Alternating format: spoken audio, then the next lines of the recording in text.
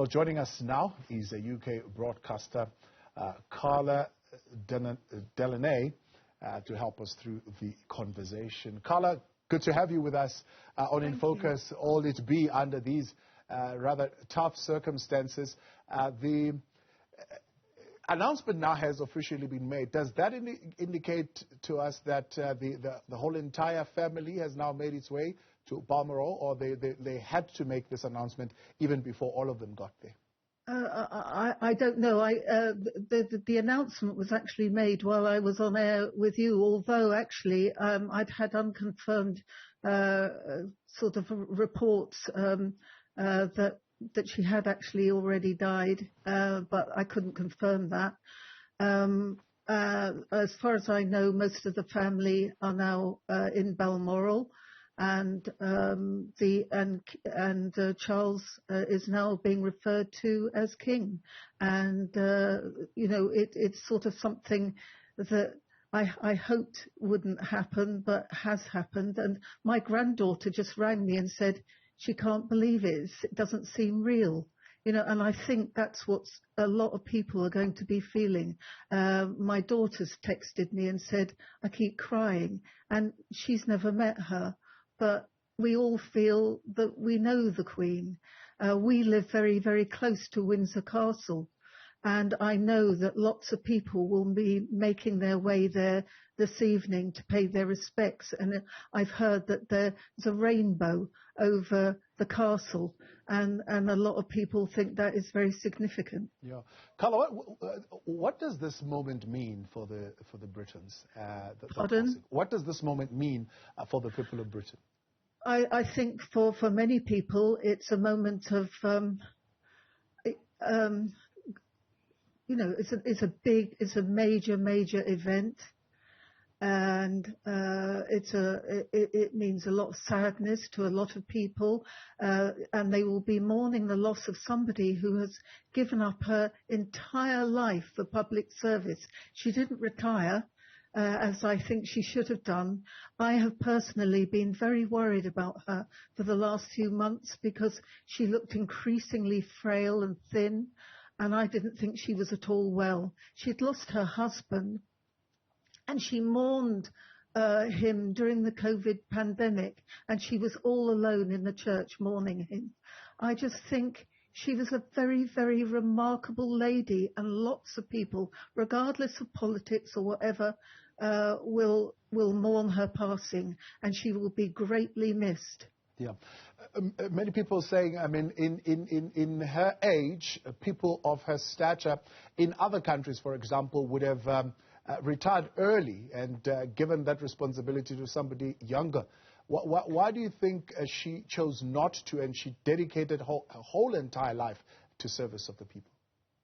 Well, I've read a lot about her and interviews and what have you, and I think she just took her duties extremely seriously. She made a pledge to the country that she would never let them down, and I think she felt that her father, if he had lived, he would have carried on until very old age.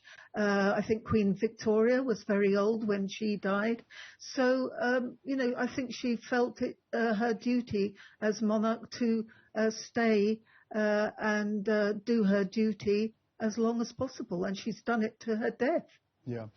And is it automatic? You're saying that Charles is now king. Does it automatically happen that way, or are there still processes that will now then follow, at least in the next couple of days?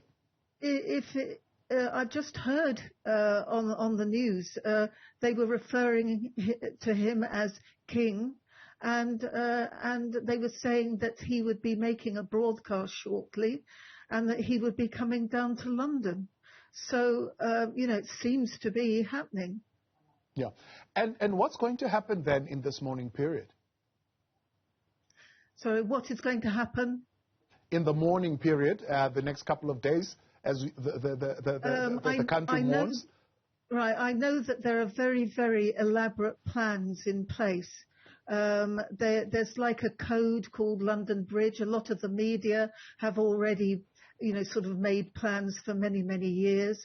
Indeed, I work on local radio, and we've been told that on the event of London Bridge happening, the music on our radio station would be suitable for mourning, and there are lots of arrangements that the palace has put in place. Indeed, I'm sure the Queen would have planned it very, very carefully. Yeah. What does that mean, Carla? Music that is suitable for mourning.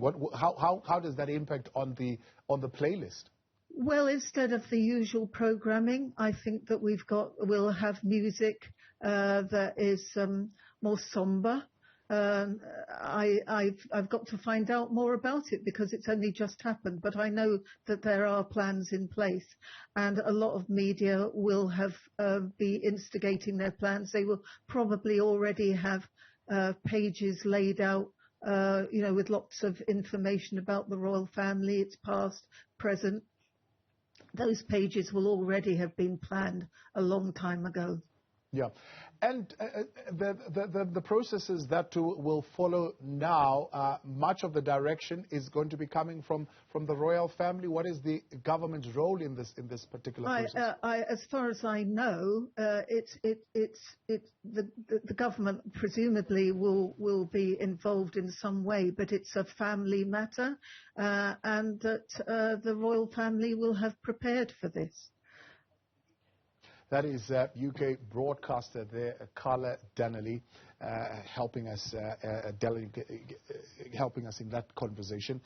And of course, this is the latest coming from the Buckingham Palace. The death of my beloved mother, Her Majesty the Queen, is a moment of the greatest sadness for me and all members of my family. We mourn profoundly the passing of a cherished sovereign and a much-loved mother. I know her loss will deeply be felt throughout the country, the realms, and the Commonwealth, and by the countless people around the world.